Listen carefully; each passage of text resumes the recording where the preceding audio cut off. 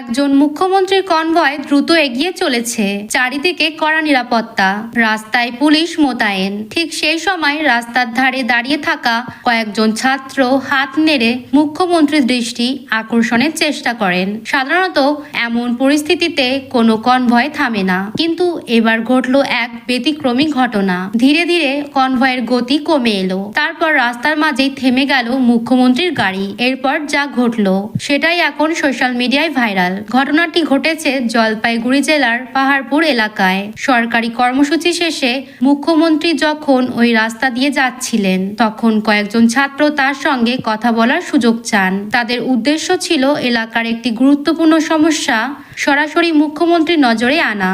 Viral ভিডিওতে দেখা যায় মুখ্যমন্ত্রী গাড়ি থেকে নামেননি, তিনি গাড়ির ভেতরে বসেই জানলার কাচ নামিয়ে ছাত্রদের কথা মনোযোগ দিয়ে শোনেন। ছাত্ররাও গাড়ির পাশে দাঁড়িয়ে নিজেদের সমস্যার কথা তুলে ধরেন। জানা গেছে ছাত্রদের অভিযোগ ছিল তাদের এলাকায় মাদকের কারবার দিন দিন বেড়ে চলেছে।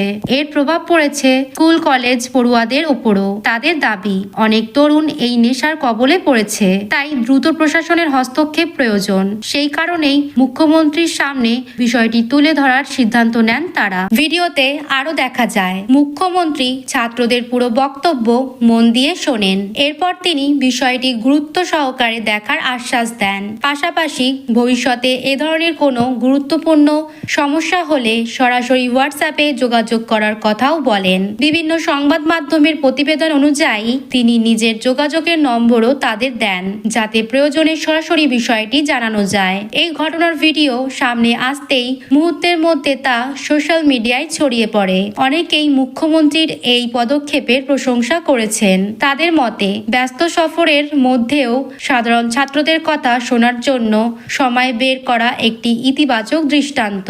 আবার অন্যদিকে অনেকের বক্তব্য শুধু কথা শুনলেই হবে না, ছাত্ররা যে অভিযোগ তুলেছেন তা দ্রুত সমাধান হওয়াটাই এখন সবচেয়ে জরুরি। তবে একটি বিষয় মনে রাখা দরকার, ভাইরাল ভিডিওতে আমরা ঘটনার একটি অংশই দেখতে পাই, তাই পুরো বিষয়টি বোঝার জন্য সরকারি তথ্য এবং নির্ভরযোগ্য সংবাদ মাধ্যমের প্রতিবেদনের দিকেও নজর রাখা প্রয়োজন। তবে এটুকু নিশ্চিত যে পাহাড়পুরের কয়েকজন ছাত্রের কথায় মুখ্যমন্ত্রীর কনভয় থেমেছিল।